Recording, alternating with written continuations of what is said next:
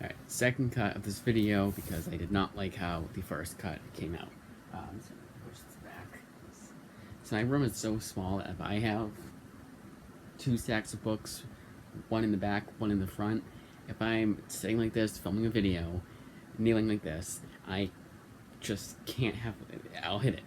And, right now I'm kind of hitting one, and that's fine, but it'd be really uncomfortable to have one in front of it. And of course I can have it way over, towards where my clothes are in the bureau, but I don't think I'm doing that. And honestly, look at that right now. I kind of can't. I kind of basically do have it like that. But anyways, let's get on with the comic reviews. First one being On a Sunbeam, which gets a did not finish out of 10. Now, not because I hated it, but because it's, look at it. It's a thick, thick book. I was going to read it within 5 days, because I said, okay, I should go by chapter. That's nice. I don't know why I didn't think to really look into it. So I'm pretty sure when I first showed the office, I've had it for a while, I was like, there's no chapters. And I was going to read it 5 days. I was still going to do 5 days, 100 days. 100 pages per day. It's 526, but I probably would have, whatever. One day read 126 or something like that. But because it goes by chapter, and because the story is, I read the first 100 pages, it's decent enough. It's Tillie Walden. I'm not expecting Grant Morrison or Garth Ennis. So it's kind of a bit, just kind of not humdrum. What's a better word to use? It is what it is, but I want to use a better word. Kind of lackluster. It's nothing really special, but I think if I read it 2 chapters per day, read it within 10 days or less, I think I'll like it a lot more, and I'll, give it a free pass. And it's just one of those feelings that I have that to read even 100 pages per day of On a Sunbeam, I just feel it'll be too much for me. So I'm gonna return it to because I've had it checked out for a long time, and I don't think I can keep it hostage for much longer. Also, I'm getting more Tillie Walden books from my local library this week, because more books came in that I was waiting on, and you'll see when I get to it. But that'll be then. Then we have Swim Team by Johnny Christmas. The only reason why I checked out this book was because of the name Johnny Christmas. I wanted to check out more of his work, so to hell with it, I'll get Swim Team. And it was always that book I would always see just here and there on Amazon. They really pushed it. I wouldn't say really pushed it, but they pushed it enough, especially on my burner account, where they were like, hey, if you're interested in just this Johnny Christmas comic, here's Swim Team. And then it's one of those books that was it's going to be harmless enough. I'm sure I'm going to like it enough. I did not. This has to be one of the lamest comics, graphic novels I have read in a very long... I don't say comics. Doesn't even deserve to be called a graphic novel. It's a comic. Now, when I say comic, I'm not putting any comics down when I say that. The way my brain does it. I say comic, I say graphic novel, I say whatever. But this comic is, yes, it's made for kids. But even as a kid, I feel like I'd read this and I feel like I'm being talked down to, and I'd still find it to be extremely lame. I want to spoil this book that, honestly, for the most part, is predictable. A few twists here and there that I did appreciate.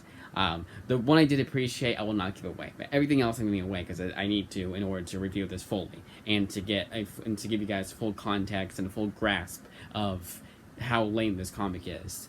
So first of all, at the end of this book, so this whole book is about this character, Bree, wanting to be a swimmer. Wait, no, she doesn't want to be a swimmer. She doesn't want to be a swimmer. That wasn't scripted or anything. I just realized I said the wrong thing. She doesn't want to be a swimmer, and she wants to do the math club. And that's one of the things that's super lame. I forgot to mention the first cut, so I'm glad I'm doing a second cut. She's really excited to go to school. She really likes math, and they're doing that thing, and it just instantly made her very, very unrelatable. Now, as the comic goes along, she becomes more relatable. There's this self-doubt that will show in pretty unique lettering that I will give the comic credit for. I did like that. But even that is very superficial. That's the best word to describe this comic overall, is superficial.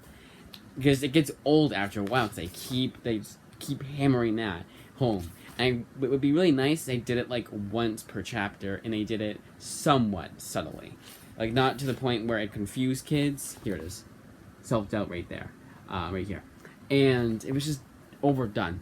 And I understand that's what self-doubt is. You're doing everything you do and doubt yourself, and it's very. I think that's a very nice addition to this graphic novel. I'll say graphic novel. To this graphic novel is they have the self-doubt. But it's overused and unsubtle and hammered home really hard. Now, again, I understand that, people have self-doubt all the time. But this was just too much. And it was very, like, cookie cutter superficial. Again, using that word. The way that you expect it to be done is the way it's done. And there's no real unique way of doing it other than having a lettering be like that. Be that way. A few instances here and there, I will admit. But it was just very, like, just nails it, just beats you over the head with it. And then they have the father. The whole reason why I imagine why Bree was afraid of swimming is because her father was, and the reason why the father wasn't going to her swim meets and the games and whatever and the practices is because he's afraid of the water, and he just didn't want to. It's so lame, and they explain it like, and the father says like, I know it's silly, but I still felt this way, and maybe they're going for something, but it comes off as one of the lamest twists ever.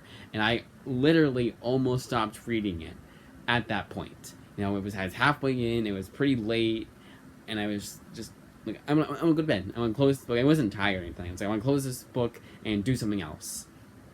Because this is a waste of time. I felt at that point. Now, I did finish it, and I do kind of like that. I do kind of feel satisfied with finishing it. And not giving up at all, but I will never read this book again, and this gets a 2 out of 10. And at the end, they have a bully character that's mercilessly bullies Bree and her friends, and I liked that. Like, I think it was, some of the things that she said were very creative. It wasn't, most of it, again, superficial.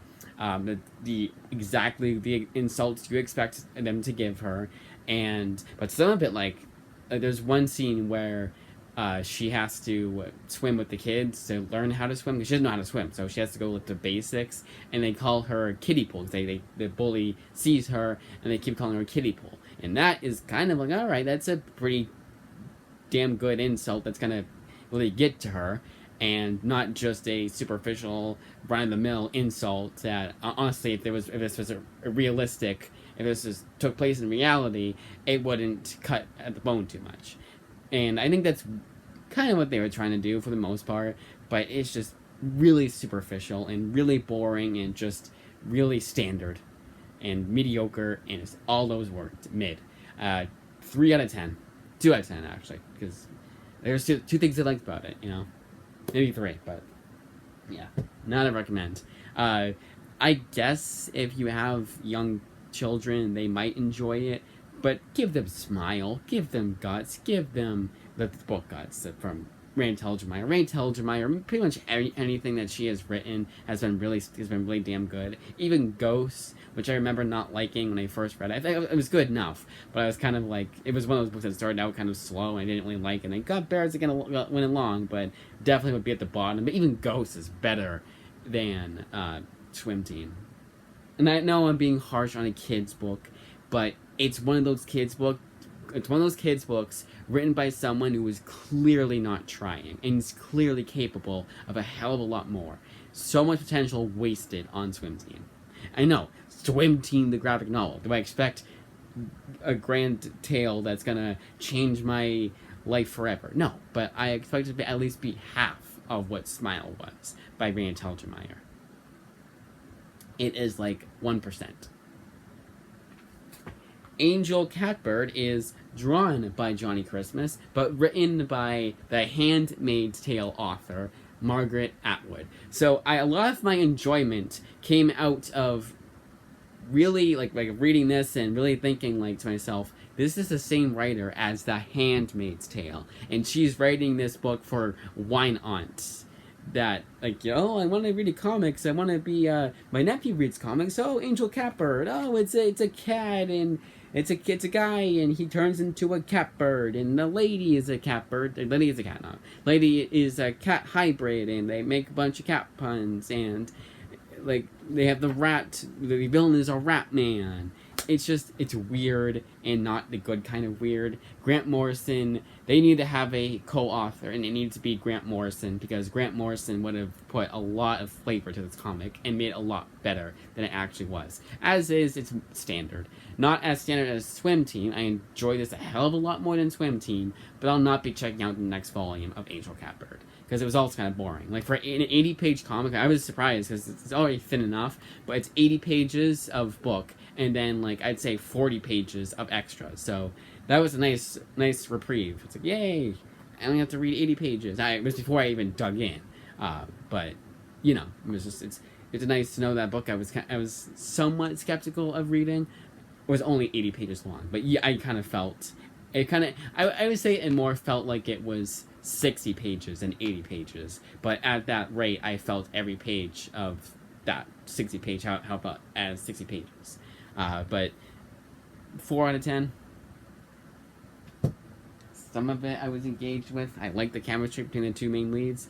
So this is Ruse, the Silent Partner. I'm deciding to return this to the library, and I put JLA Tower Babel in its place. It's also by Mark Waid.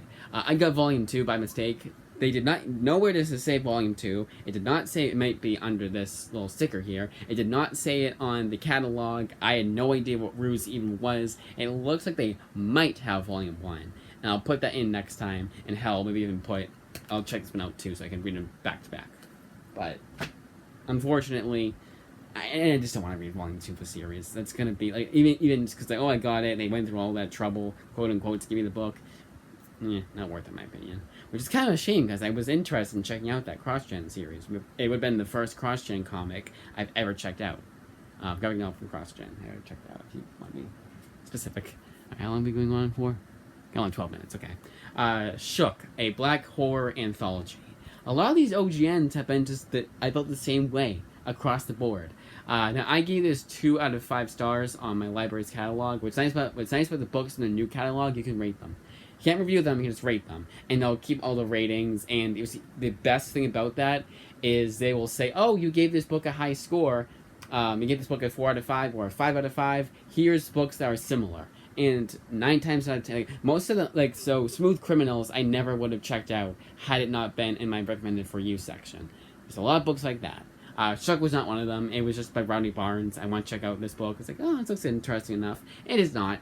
It's very standard. It's very run-of-the-mill, and even then it's just kind of boring. It's not the kind of like the run-of-the-mill where you can read it just fine, you know, it's not too boring, it's just you get through it, you know, kind of like how like 90% of Marvel comics were for the longest time. You know, you read them, it wasn't arduous, the pacing was well paced enough, and maybe if I had read these 2 at a time, like so they do this thing where they tell you this is the first story, this is the best one out of the bunch, and then another one that I can't remember the name of, but the first one was really good, and then they do this. So maybe if I read 2 of these at a time, I wouldn't feel so strongly about it, but I was halfway through this book and I was like, I need to go to bed, I am done with this. This is literally putting me to sleep. And then the next day I would read like 1 issue of Batman, then I jump on this and read 1 issue of this, and then I was able to finish that in no time at all. But I felt every minute of reading this book. Even the Rodney Barnes and David F. Walker stories, which you could argue I also got it because David F. Walker was writing a story in this anthology, they were pretty lame. And they're pretty lame, not as lame as Swim Team, but pretty lame as in you guys are capable of a lot more than this. But it was still interesting. The Rodney Barnes one, I would say, wasn't really lame. It was just, I know what you're going for, and you're not really settled at all. And David F. Walker one was just lame, forgettable. But creative-ish. Like, I can tell they put some effort into this. And I do always appreciate Creepshow-esque comics. I really like horror anthologies. Like, Silver Coin was really damn good, and the Creepshow movie was a surprise hit. I thought I would feel it was kind of not boring, but like just not a book. Not movie. Not book, not movie. It is a book. The book was good too, but the movie I kind of felt like I would just be kind of like, yeah. But just the way that movie is structured, like so damn creative. I love the first Creepshow. Actually, I want to watch that very soon. If the DVD is cheap enough, I might just get it on my next gift card. But actually, it's cheap enough. It's gonna be cheap enough. There's a 4-film favorites that comes with that and Dolores Claiborne. 2 movies I kind of want to own myself. Even though they have that same 4 movie DVDs at the library. I'll probably just end up doing that. But I want to watch Creepshow again very, very soon. So, yeah, I appreciate stuff that reminds me, comics that reminds me of Creepshow. And this kind of did. But this felt more like the sequel that no one remembers because it's so unmemorable. 3 out of 10. 5 out of 10. I'll be generous. Crema was decent. Third act makes it much improves. The third act was so good and so well paced that I almost was like, hey, maybe later down the line I will reread this. Like I kind of had that because again the first 2 chapters were very standard and kind of boring and not really all that interesting or investing, and especially the first chapter. So its original graphic novel is split into 3 chapters, and I am very happy that with myself that I decided to hell with it. We're reading it by chapter, because I hadn't, I probably would have really hated this book. And so why does that matter? Well, it has to do with pacing and just reading a bunch. Like it's kind of like imagine a movie you watched, and you said, well, it was really boring, but at least it was only an hour and a half. Now imagine that's 3 hours long. That is what reading some of these original graphic novels feels like to me. And that is why it is much better for me to split it into 3 chapters. Read it take 3 days to read it, rather than 1 day in one sitting. So, they also think of it like as a TV show. I don't watch all 6 episodes at once, I watch 1 episode a day. If I were watching TV shows. I'm more of a movie watcher than anything, but that's what I do when I watch TV shows. The very rare times that I do go back into TV shows I need to catch up on. But I don't binge watch. And some shows like Invincible, I have been a little bit tempted to binge watch, but for the most part, I don't binge watch. But anyways, Crema, go back to Crema. Because of that reason, I think I like this a lot more than I would have if I read it all in one sitting. Was my point. Now, the 3rd chapter is really well paced, and again, like I said, it was so well paced that I was thinking to myself, this will probably be my inclination to give this book a second chance. So maybe on a second chance I'll like it a lot more, but as is, it's very much a 5 out of 10, just okay kind of book. Pretty damn forgettable, too. Oh, we gotta do the thing. I know. It's silly to do this, but I bought it, so I want to do it, and I can, because I have it right in my hands right now. Alright, so, Gang Lords of Chinatown, the library's copy. Now, why did I do that? Well, it's Ivan Brandon Image Comics, and I'm a completist, so I need all of Ivan Brandon's work. This one was pretty damn good. If it had better pacing, I would give it a much higher score. As is, it's a 6 out of 10. Now, that's with the huge asterisk. Because for the most part, throughout this book, it really reminded me of those early 2000s, not just Marvel, but DC comics that I get for $1 a pop per issue. So this is 5 issues, I get it for $5, the entire series. And I'd bring it home and I'd read it, and I'd be like, you know what, was pretty damn good. Now, if I had spent $2 per each issue, or I shudder to think, $4, I would have been a lot more pissed off. But I got it for $1 a pop, so it's like, you know what, that was well worth the $5 I spent on it, because I liked it enough, and that is this book. I liked it enough. But I really did like that aesthetic that this comic has, and it was just purely personal. Because I don't think it's gonna be give the same effect to anybody else. But the aesthetic was enough for me to boost it from a 5 out of 10 to a 6 out of 10. Because again, it really reminded me, and it made me really damn nostalgic for those rare finds, where it's not exactly a diamond in the rough, but it's, or an underrated gem. It's a decent enough comic that I would kind of recommend. So 6 out of 10, not bad, but yeah, I bet Brandon could have been. I think that one more draft would have made this book really damn good. As it is, it's kind of weird too. Like, it's kind of uneven overall. I think that's the best word to describe that comic. And, like, super uneven, like really, really uneven, to the point where that includes the pacing. The point where I was kind of getting bored, and I was kind of like, when's this issue gonna end? I got 18 more pages. Ugh. But then that was only towards the middle. But the beginning and especially the end have much better pacing overall. All right, time is it right now? Because I don't want to make this video too long. God damn it! All right, Ultimate X-Men. I'm gonna speed round these. Ultimate X-Men. Read it, absolutely read it. Highest recommendation. Pick of the week, 100%. I don't know how I got so late. All right, Earth 1, Volume 1, Green Lantern. Volume 2. What the hell? I'm sorry, I said volume. A little too fast. Alright. Green Lantern Earth 1 Volume 2. What the hell happened?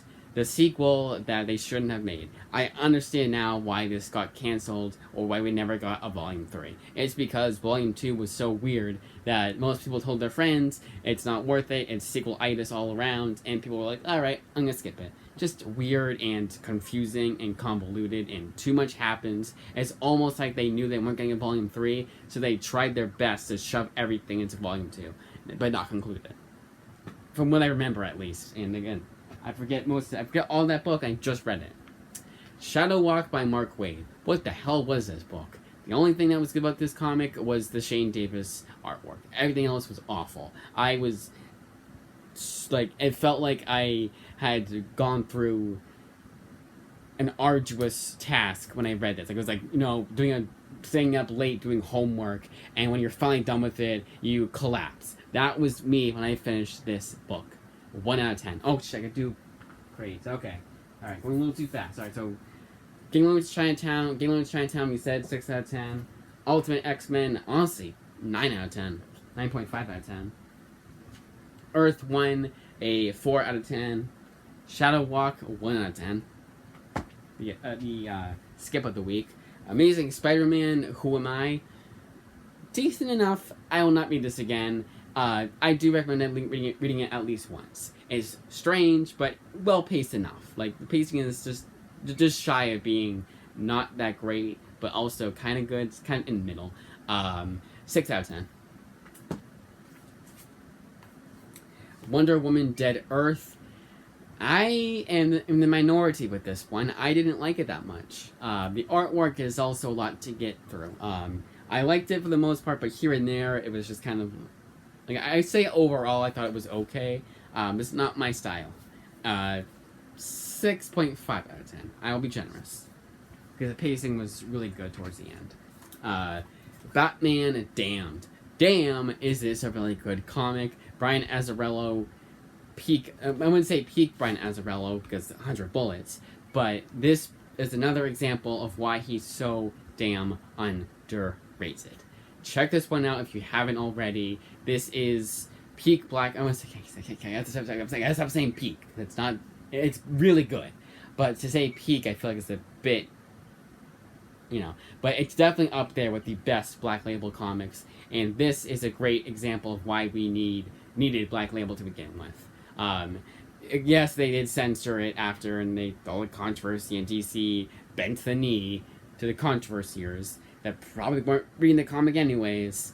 So I think that was one of the things I don't like about Black Label, is it does really feel like they're backtracking because of this book. But overall, I think Black Label is one of the most beneficial things that DC has ever come out with. Yeah, I know it's same as Vertigo, but I want to say Black Label, like, we never would have gotten what we would have gotten if not for Batman Damned. And 9 out of 10. And that, as I say, is that. Yeah, 24 minutes. The last one was 30 minutes.